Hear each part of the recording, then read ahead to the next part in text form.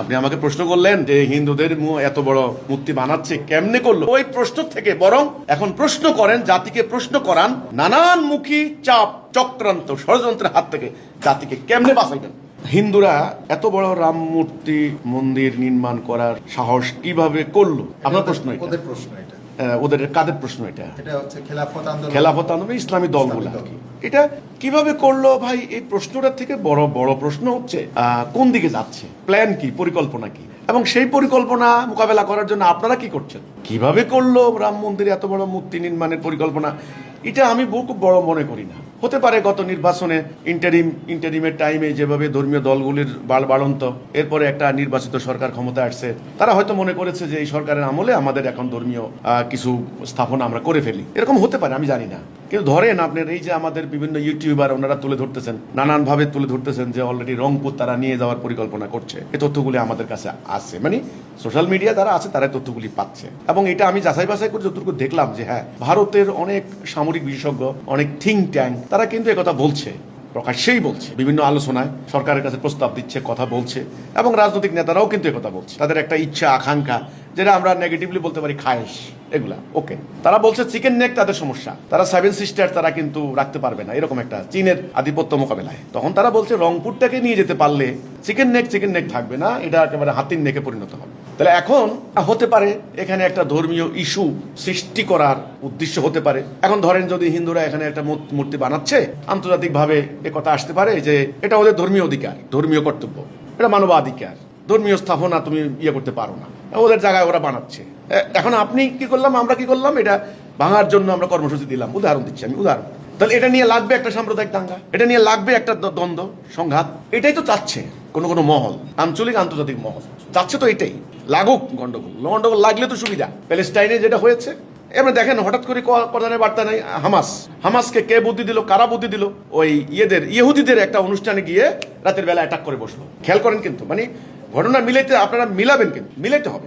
Attack করে বসলো, এই ঘটনা নিয়ে পুরা প্যালেস্টাইনের লক্ষ লক্ষ মুসলমান কবর হয়ে গেল, পুরা ফিলিস্তিন দখল হয়ে গেল। আসলে উদ্দেশ্য ছিল দখল। ডোনাল্ড ট্রাম্প একদিন বলল যে এই তোমরা ফিলিস্তিনের জনগণ তোমরা আফ্রিকায় চলে যাও, আমরা এটাকে অনেক উন্নত করব। নাম্বার 1, নাম্বার 2 আপনি মিয়ানমার। একদিন হঠাৎ করে কি করলো, আরাকান আর্মি না মিয়ানমারের সেনাবাহিনীর সেনা চৌকিতে এই আরাকান মুসলমানদের যে সংগঠন আছেন এ ধরনের অ্যাটাক করে বসলো পুলিশের ইয়েতে, মানে সেনা চৌকি অথবা পুলিশের নিরাপত্তা চৌকি, ওখানে কিন্তু অ্যাটাক করে বসলো। এই ঘটনাটা খেয়াল করেন কিন্তু, কারা বুদ্ধি দিল, এই গ্রুপগুলি কে চালায়, কারা চালায়, অ্যাটাক করে বসলো। এই ঘটনা নিয়ে শুরু হলো মুসলমানদের বিরুদ্ধে অভিযান।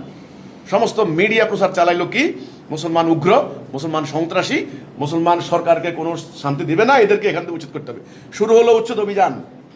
হ্যাঁ, জীবন্ত মানুষ পুড়িয়ে ফেলা হলো, প্রেগনেন্ট নারীকে জবাই করে বাচ্চাকে হত্যা করে তাকে ধর্ষণ করা হলো। এই ভয়াবহ পৈশাচিক দৃশ্য জনগণ দেখেছে। ফলটা কি হলো, লক্ষ লক্ষ 24 লক্ষ মুসলমান ওখান থেকে আউট, 40,000 বর্গমাইল দখল, এখন আরাকান আর্মির দখল, এখন চীনের বিশাল বাণিজ্য পরিকল্পনা চলছে, সেখানে ইন্ডিয়া চলছে। তো এখন আমাদের রংপুর আলাদা করে নিতে পারলে ওদের সামরিক সিস্টেম, ওরা চীনের মোকাবেলা করবে, কারণ ওরা একটা পরাশক্তি, চীন আর একটা পরাশক্তি। আমরা বেচারা হয়ে গেছি মাঝখানে, আমরা বেচারা, আমরা কি করবো এখন ভাই? এই এত বড় মূর্তি কেন বানাচ্ছে কি, এই পরিকল্পনার থেকে ওই চিন্তা বাদ দেন, ওরা করবে, ওরা আরো বড় করবে। আপনারা কি করছেন এটা মোকাবেলায়? আমার প্রশ্ন কিন্তু এইটা।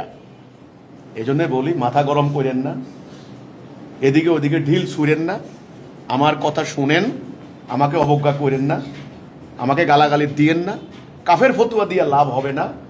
বসেন, তাড়াতাড়ি তাওহীদের উপরে ঐক্যবদ্ধ হন, ঈমান আনেন, তাওহীদের উপর ঐক্যবদ্ধ হন, জাতির নেতা একজন বানান, সবাই মিলে জান মাল দিয়ে আল্লাহর দ্বীন প্রতিষ্ঠার জন্য শপথ নেন। যেটা আল্লাহ রাসূল যে শিক্ষা দিয়েছেন, ওই শিক্ষায়, ওই আদর্শে, যে কারণে তিনি মদিনা রক্ষা করতে পারছেন আল্লাহ সাহায্যে মোমেনদের দ্বারা। এরকমের একদল মোমেন তৈরি করেন, যারা উদ্বাস্তু শিবিরে পালাবে না, যারা অর্থ পাচার করবে না, যারা 2 নম্বরই করবে না, যারা ধর্ম ব্যবসা করবে না, নিজের 16 আনা আর জাতির জন্য 1 আনাও নাই, এরকম স্বার্থপর হবে না। পারেন তো একটা আদর্শ দ্বারা এই লোক বানান, তবে রক্ষা হবে, নাইলে রক্ষা হবে না। আপনি আমাকে প্রশ্ন করলেন যে হিন্দুদের এত বড় মূর্তি বানাচ্ছে কেমনে করলো, ওই প্রশ্ন থেকে বরং এখন প্রশ্ন করেন, জাতিকে প্রশ্ন করান, নানানমুখী চাপ, চক্রান্ত, ষড়যন্ত্রের হাত থেকে জাতিকে কেমনে বাঁচাইবেন এটা নিয়ে, সেই বাঁচানোর প্রক্রিয়া নিয়ে আমি কাজ করছি। এই হলো আমার কথা।